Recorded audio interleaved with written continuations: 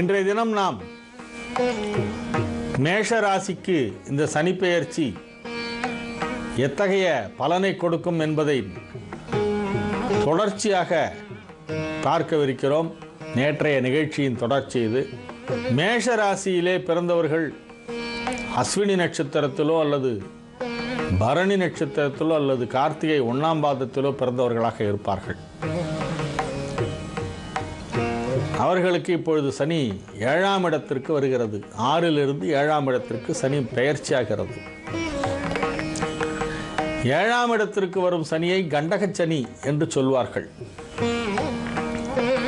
அந்த பெயரை கேட்ட உடனே சில பேருக்கு இது ஏதோ கண்டம் ஏற்படுமோ, உயிருக்கு கண்டம் இருக்கோ என்ற ஒரு பயம் ஏற்படுகிறது. அந்த அர்த்தத்திலே சொல்லுவதில்லை. 7.5 நாட்டு சனி, அஷ்டமத்து சனி, அர்த்தாஷ்டம சனி, கண்டக சனி என்றெல்லாம் ஒவ்வொரு இடத்திற்கு சனி வரும்பொழுதும் அதற்கு ஒரு பெயர் கொடுக்கப்படுகிறது.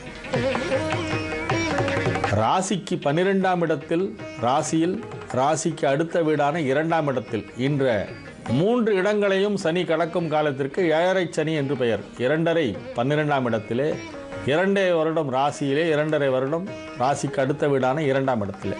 இது 7.5 சனி. ராசிக்கு 8ஆம் இடத்தை சனி கடக்கும் காலத்தை அஷ்டமத்து சனி என்று சொல்வார்கள்.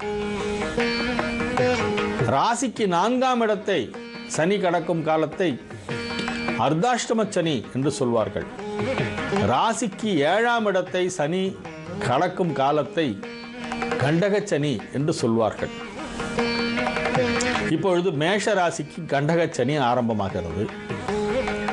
பொதுவாக துலா ராசிக்கு வரும்பொழுது சனி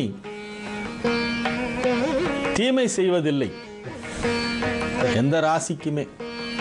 ஏனென்றால் அது உச்ச வீட்டிலே இருக்கிறது. உச்ச வீட்டிலே இருக்கும் பொழுது சனி இயன்றவரை நன்மையைத்தான் செய்யும், தீமை செய்வதில்லை. மேலும் இந்த சனிப்பெயர்ச்சி பலன்களை பற்றி நாம் தெரிந்து கொள்ளும் பொழுது ஒரு விஷயத்தை புரிந்து கொள்ள வேண்டும். கோச்சார பலன் என்பது வெறும் 25% தான். மேஷராசி என்று எடுத்துக்கொண்டால் அதிலே கோடானு கோடி மக்கள் இருப்பார்கள், அனைத்து தரப்பினரும் இருப்பார்கள். அன்றாடம் உழைத்து பிழைக்கும் வறியவர்களும் இருப்பார்கள், மிகப்பெரிய தொழிலதிபர்களும் இருப்பார்கள், ஆண்களும் இருப்பார்கள், பெண்களும் இருப்பார்கள். அவரவர்களுடைய ஜனனகால ஜாதகத்திலே என்ன லக்னம், அந்த லக்னத்திற்கு சனி எத்தனாவது வீட்டிற்கு அதிபதியாக வருகிறது என்பதையும் பார்க்க வேண்டும். கோச்சார பலன் என்றால் தற்கால கிரக நிலவரப்படி ஏற்படக்கூடிய பலன்களை கோச்சார பலன் என்று சொல்கிறோம். கோள்களின் சாரம் அதுதான் கோச்சாரம். இந்த கோச்சார பலன் என்பது 25% தான் ஒருவருக்கு பலனளிக்கும். பாக்கி 75% அவரவர்களுடைய தசாபுக்திகளின் அடிப்படையில் தான் நல்ல பலனோ அல்லது நன்மை செய்யாத பலனோ ஏற்படும். தசாபுக்திகள் வலுவாக இருக்குமேயானால் சனி எந்த இடத்திற்கு வந்தாலும் பெரிய தீமை செய்யாது. ஜனன காலத்திலே மேஷ ராசியிலே பிறந்து சனி 7ஆம் இடத்திலே உச்சமாக இருந்தால் அவர்களுக்கு சனி எந்த ஒரு தீமையும் செய்வதில்லை. பிறக்கும் போதே சனி துலாத்தில் உச்சமாக இருப்பவர்களெல்லாம் நீண்ட ஆயுள் பெற்றவர்கள். இது ஒரு பொதுவான கருத்து, பெரும்பாலும் அப்படித்தான் அமைகிறது. யாருக்கு ஜாதகத்தில் சனி உச்சமாக இருக்கோ அவங்களுக்கெல்லாம் லாங் லைஃப் இருக்குன்னு சொல்லியிருக்கு. ஏனென்றால் சனிதான் ஆயுள் காரகன். ஒருவருடைய ஆயுளை நிர்ணயிக்கும் கிரகமே சனிதான். அந்த சனி உச்சம் பெறும் பொழுது மிகப்பெரிய தீமைகளை செய்யாது என்பதை முதலில் அனைத்து ராசிக்காரர்களும் புரிந்து கொள்ள வேண்டும். உங்களுக்கு என்ன தசை நடைபெறுகிறதோ அதற்கான பலன்தான் 75% நடக்கும். மிச்சம் 25% தான் இந்த சனி பெயர்ச்சி, குரு பெயர்ச்சி, ராகுகேது பெயர்ச்சி, மற்ற கிரகங்கள் வருவது போவதெல்லாம் 25% தான். அடிப்படை ஜாதகம் வலுவாக இருந்து, ஜனனகால ஜாதகம் வலுவாக இருந்து, நல்ல தசைகள் நல்ல புக்திகள் நடைபெறுமேயானால் நிச்சயமாக சனிப்பெயர்ச்சியாலோ அல்லது குரு பெயர்ச்சியாலோ மிகப்பெரிய மாற்றங்கள் ஏற்பட வாய்ப்பில்லை. சில பேர்லாம் தொடர்ந்து 40 வருஷம் ஓஹோன்னு கொடி கட்டி பறப்பாங்க. 40 வருஷம்னா அப்போ 40 குரு பெயர்ச்சியை பார்த்துருக்கணும், 14 சனிப்பெயர்ச்சியை பார்த்துருக்கணும், 16 சனிப்பெயர்ச்சி நடந்திருக்கும் 40 வருஷத்தில். ஆனால் தொடர்ந்து 40 வருஷம் ஒரு துறையிலே கொடிகட்டி பறப்பவர்களை நாம் பார்த்து கொண்டிருக்கிறோம். அது எப்படி முடிகிறது என்றால், அவர்களுடைய ஜனனகால ஜாதகம் வலுவாக இருந்து நல்ல தசை வறுமையானால் கோச்சார பலனை பற்றி அதிகமாக கவலைப்பட வேண்டிய அவசியம் இல்லை. மேஷராசியிலே பிறந்தவர்கள் அஸ்வினி நட்சத்திரத்தில் பிறந்திருந்தால் ஆரம்ப தசை கேது தசையாக இருக்கும். அதன் பிறகு சுக்கிர தசை, பிறகு சூரிய தசை, சந்திர தசை, செவ்வாய் தசை, ராகு தசை, குரு தசை என்பன வரும். பரணியிலே பிறந்தவர்களாக இருந்தால் ஆரம்ப தசை சுக்கிர தசை, அதன் பிறகு சூரியன், சந்திரன், செவ்வாய், ராகு, குரு ஆகிய தசைகள் வரும். கார்த்திகை நட்சத்திரம் 1ஆம் பாதத்திலே பிறந்திருந்தால் ஆரம்ப தசை சூரிய தசையாகும். அதைத் தொடர்ந்து சந்திரன், செவ்வாய், ராகு, குரு, சனி ஆகிய தசைகள் வரும். இப்பொழுது என்ன தசை நடைபெறுகிறது என்பதையும் பார்க்க வேண்டும். இது எத்தனாவது சுற்று என்பதையும் பார்க்க வேண்டும். ஒவ்வொருவரும் தங்களுடைய வாழ்நாளிலே 36 சனிப்பெயர்ச்சியை குறைந்தபட்சம் பார்ப்பார்களாம். ஒரு சராசரி ஆயுள் உள்ள மனிதன் 36 சனிப்பெயர்ச்சியை பார்ப்பானாம். 36 சனிப்பெயர்ச்சியை பார்க்கணும்னா அப்போ அவன் 80 வயசுக்கு மேலே இருக்கணும்.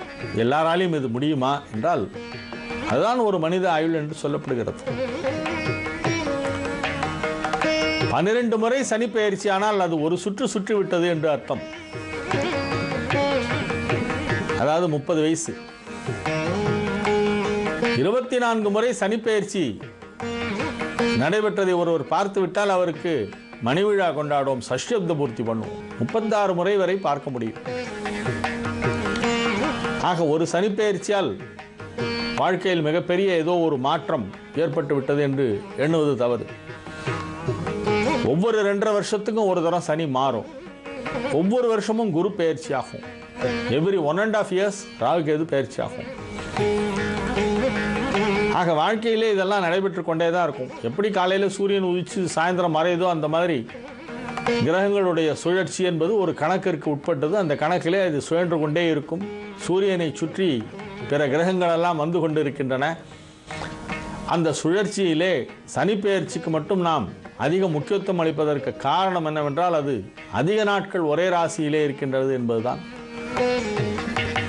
இப்பொழுது மேஷ ராசிக்கு 7ஆம் இடத்திற்கு வருகின்ற சனியால் மிகப்பெரிய பாதிப்புகள் ஏற்படாது. காரணம் அது உச்ச வீட்டிலே இருக்கிறது.